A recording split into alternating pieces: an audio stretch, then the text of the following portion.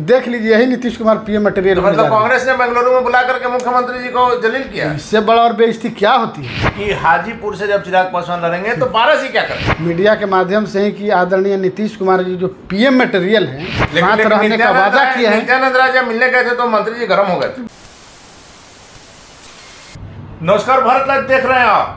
अभी हमारे साथ राष्ट्रीय लोक जनशक्ति पार्टी युवा के बिहार के प्रदेश अध्यक्ष उपेंद्र यादव हैं। जिस प्रकार से कहा जा रहा है कि राजनीतिक पिच पर चिराग पासवान ने अपने चाचा को मात कर दिया है, आउट कर दिया है। उपेंद्र जी, क्या कुछ हुआ है क्या? मैंने किस लिए मैंने मात दे दी है क्या? मैंने हमको समझ नहीं पा रहे हैं। एनडीए में चले गए, बाहर थे, बात तय कर लिया। एनडीए में तो लोग जाता ही, एनडीए में तो सब लोग जाता है। एनडीए में मान ली कि 38 पार्टी है, 38 पार्टियों का आज बैठक हो रही है एनडीए में।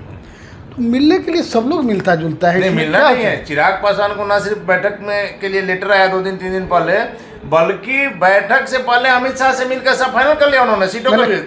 देखिए अनिल जी, आपको बता देते हैं कि मिलने के लिए तो हमारे बिहार के नेता हैं, नागमणि जी भी गए, आदरणीय अमित शाह जी से मिले, आदरणीय उपेंद्र कुशवाहा जी गए मिले, आदरणीय जीतनराम मांझी जी गए।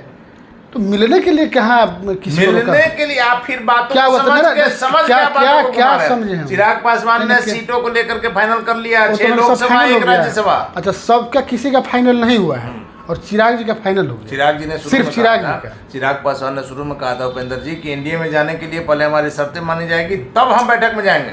अभी इसकी कोर कमेटी होती है, कोर कमेटी बैठक करती है। अभी सीट का कोई बातें नहीं है, कोई सीट का कौन कहाँ से लड़ेगा क्या। सबसे बड़ी बात है कि हाजीपुर जो केंद्रीय मंत्री पारस जी की सीट रही है, वो सीट पर भी चिराग पासवान ने दावा कर दिया। वो तो मान ली कि सीटिंग सीट है। खैर, दावा करने के लिए हम तो बोले ही आपको कि इस लोकतंत्र में सबको अभिव्यक्ति है, सबसे मिलना, कहीं से चुनाव लड़ना, ये तो पूरा स्वतंत्र है। यही तो हम लोग का खूबसूरती है इस देश का कि कहीं से कोई चुनाव लड़ सकता है, किसी भी चीज़ का, राष्ट्रपति का भी चुनाव लड़ सकते हैं या किसी से मिल सकते हैं। तो मिलने जुलने से क्या हो गया?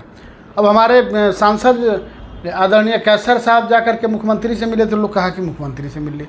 अरे भाई, बिहार के मुख्यमंत्री हैं, बिहार के मालिक हैं, मुखिया हैं, तो क्षेत्र के अपने कार्यों को लेकर के लोग किससे मिलेगा भाई? लेकिन मुखिया से नहीं मिलेगा। कल बीना देवी इस घटना के बीना देवी हमेशा से मिलते रही है, वो आज नया नहीं मिली है, इससे पहले भी कहिएगा कि चिराग पासवान जा रहे हैं, गृह मंत्री से मुलाकात कर रहे हैं, बीजेपी के राष्ट्रीय अध्यक्ष गई होंगी शुभकामना देने।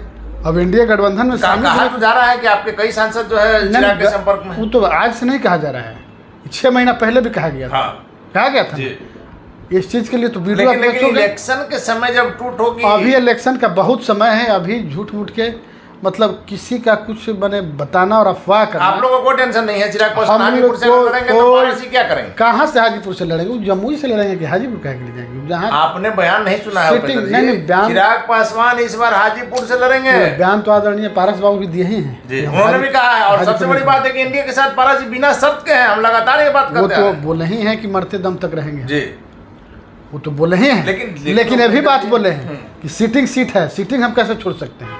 सीटिंग नहीं तो फिर पारस जी के पास झूठ हो जाएगी ना। तो क्या झूठ हो जाएगी? मरते दम तक एनडीए के साथ रहेंगे, सीटिंग सीट नहीं तो नहीं तो बोलबे किए हैं, वो तो बोले ही है कि एनडीए गठबंधन के साथ हम जब तक जिंदा रहेंगे। लेकिन अगर हाजीपुर सीट नहीं दिया एनडीए, नहीं, आखिर मान लिए कि सीटिंग सीट है। आदरणीय पारस बाबू यही बात बोले ना कि सीटिंग सीट है, सीटिंग सीट कैसे कर सकता है? लेकिन सर और चिराग जी जवाब आप दीजिए हम सुनाई दे रहे हैं कि अगर संभावना ऐसी बनती है, हम लगातार कहते हैं कि प्रधानमंत्री मोदी के बहुत करीबी हैं पशुपति कुमार पारस, और कई जगह पर यह नजर आया। ऐसा संभावना कहीं नहीं बन रही है, जो है वास्तविकता है। अभी कहीं कोई सीट पे चर्चा ही नहीं है।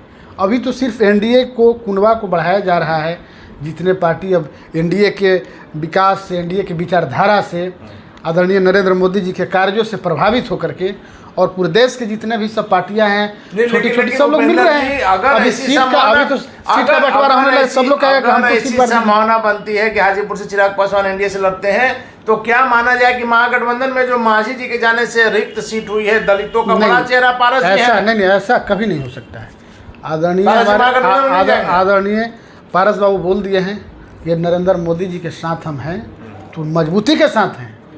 और उनके साथ मेरे सामने कई बार उन्होंने कहा है कि जब तक जिंदा है तब तक। हाँ, जिस तरह से ये बयान दिए हैं आदरणीय पशुपति पारस जी जिस तरह से बिना स्वार्थ के एनडीए गठबंधन के साथ शुरू से हैं, एनडीए गठबंधन के साथ बिना किसी शर्त के। हम ही लोग ना हैं जी। तो आदरणीय प्रधानमंत्री जी और आदरणीय देश के गृह मंत्री और आदरणीय राष्ट्रीय अध्यक्ष जी भारतीय जनता पार्टी की, हमको नहीं लगता है कि इस तरह का कार्य करेंगे जो निस्वार्थ भाव से साथ रहने का वादा किया है। नित्यानंद राय जब मिलने गए थे तो मंत्री जी गर्म हो गए थे। गर्म नहीं हो गए, नित्यानंद राय जी मिलने गए थे तो वो गर्म नहीं, वो बोले कि देखिए सीट बंटवारा का भी तो बात कुछ हो नहीं रहे, लेकिन और जब बात करना होगा तो आपकी पार्टी की तरफ से कुछ गलत शब्दों का प्रयोग किया गया नित्यानंद जी के लिए, जबकि नित्यानंद होम मिनिस्टर के अमित शाह के प्रतिनिधि थे। पार्टी के बहुत लोग होते हैं, सबका मायने अलग अलग होता है, सबकी बातों की ना नोटिस सब लोग नहीं लेता है। हमारे राष्ट्रीय अध्यक्ष जी ने क्या कहा, हमारे राष्ट्रीय अध्यक्ष जी यही कहे कि सीट जैसे आप जिसे हमसे बात करने के लिए, समझौता के लिए, भाई हमारे पैरेलल में कोई आएगा, हम कैबिनेट मिनिस्टर हैं तो उसमें ऑथोराइजेशन तो आप नहीं हैं, ऑथोराइज हैं आदरणीय नरेंद्र मोदी प्रधानमंत्री जी, आदरणीय गृह मंत्री अमित शाह जी, आदरणीय राष्ट्रीय अध्यक्ष जेपी नड्डा जी, आदरणीय भूपेंद्र यादव जी, ये लोग पैरेलल ऑथोराइज हैं और पैरेलल में ही बात बोले हैं। और बाकी तो नित्यानंद राय जी, सवाल इसलिए उठ रहा है कि यह तय है कि चचा भतीजा में अब सुलह नहीं होगी, क्योंकि अंदरूनी तनाव जितना ज़्यादा बढ़ गया, सुलह अब नहीं हो सकती है, चाहे अमित शाह भी चाह लें।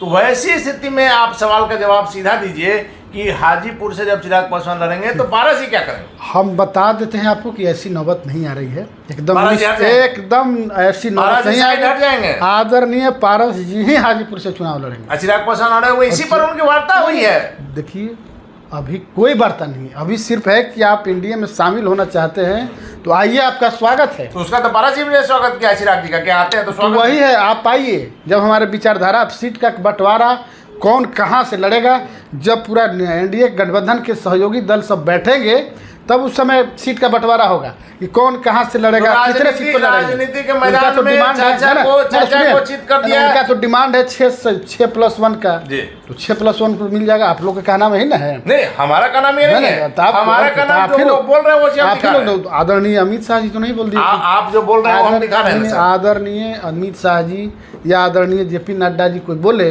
कि नहीं चिराग जी का फाइनल हो गया है, बोले। लेकिन चिराग जी के लोगों ने कहा, लोग तो कहबे करेंगे, लोग तो अपना कहते ही हैं, लोग तो कुछ भी कहता है, तो लोगों को कहने से नहीं, जब तक ऑथराइजेशन नहीं हो जाता है तब तक किसी चीज़ पे कहना मुश्किल होता है। इसलिए जब तक फाइनल नहीं हो जाता तो माना जाए फाइनली कि चिराग जी जहां से लड़े, पारस जी अपनी हाजीपुर सीट छोड़ेंगे, चाहे एनडीए छोड़ना क्यों पड़े। नहीं, छोड़ने की बात नहीं है, वैसा नौबत नहीं आएगी। आदरणीय गृह मंत्री या फिर आदरणीय नरेंद्र मोदी जी सब लोगों इस बात को समझ रहे हैं, और हम ये पूछना चाहते हैं, आप लोग भी जाकर के पूछिए कि आखिर जमुई क्यों छोड़ना चाहते हैं चिराग पासवान जी? वो पिता की कर्म भूमि है, इसलिए यहाँ पिता की कर्म भूमि है। तो ये 2014 हमने आपको पहले भी कहा था कि चिराग पासवान ने कई वीडियो दिखाया जिसमें रामविलास जी चाह रहे थे कि चिराग पासवान हाजीपुर से लड़े। नहीं, 2019 में क्यों नहीं लड़े थे? जब मान ली कि उत्तराधिकारी जब कह रहे थे, उसी समय जबरदस्ती आदरणीय पारस बाबू को लोजपा एक थी, ये 19 का हम बात करें। हाँ, लोजपा एक थी, इसके बाद भी आदरणीय पासवान जी जीवित थे। उस समय चिराग जी को बोलना चाहिए था कि जा करके तुम पर लड़ो। उस समय भी तो बोला गया होगा, देर से आया, लेकिन उस समय भी तो बोला गया होगा, लेकिन उस समय कहें कि नहीं हम जमुई ही लड़ेंगे। तो आप इन खबरों को खारिज कर रहे हैं कि राजनीति के मैदान में चिराग पासवान ने चचा को चित कर दिया। कैसे चित कर दिए? कुछ फाइनल होगा तब ना। चित की सवाल कहाँ होती है? चित और पट ये कोई मैंने सवाल अभी है। जितने लोग आ रहे हैं, एनडीए के कुनबा बढ़ाना है नरेंद्र मोदी के नेतृत्व में। देश जो है विश्व गुरु और विकसित राष्ट्र के रूप में अग्रसर है रूप में। हम सभी लोग मिल करके और आदरणीय नरेंद्र मोदी जी। चलिए आखिरी सवाल, देश के विपक्षी नेताओं का महागठबंधन का आज सफल बैठक बेंगलुरु में हुआ।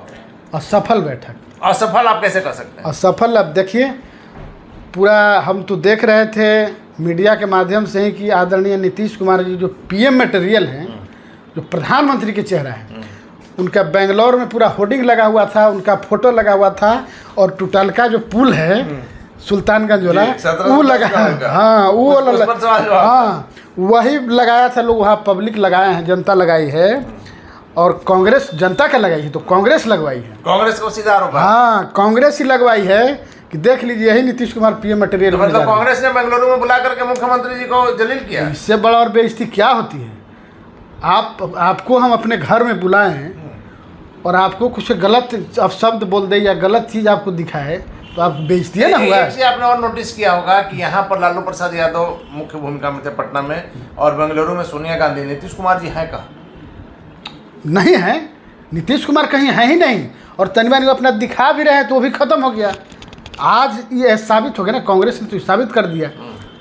होर्डिंग किसका लगवाया हुआ था? पोस्टर जो लगा हुआ है वहाँ वो कांग्रेस से ना लगवाया है। कहा जा रहा है कि बीजेपी ने लगवाया है। उन्होंने बीजेपी का है कि जदयू के तो नहीं, बीजेपी को, बीजेपी की सब कितना समय है। एनडीए और बीजेपी को तो कहता ही है लोग कि झूठ सच खाली। नहीं, बीजेपी काम करने में लगी हुई है। काम आज हो रहा है तब ना पूरा विश्व में डंका बज रहा है देश। चलिए, तो विश्व में डंका बज रहा है। राष्ट्रीय लोक जनशक्ति पार्टी युवा के बिहार के प्रदेश अध्यक्ष उपेंद्र यादव सीधे तौर पर कहना है कि कल से जो खबरें चल रही है, क्या बीजेपी के किसी नेता ने इसकी पुष्टि की है? चिराग पासवान के लोगों ने कहा है, और उपेंद्र यादव ने साफ तौर पर कहा है कि हाजीपुर से चिराग पासवान के लड़ने की कोई बात नहीं है।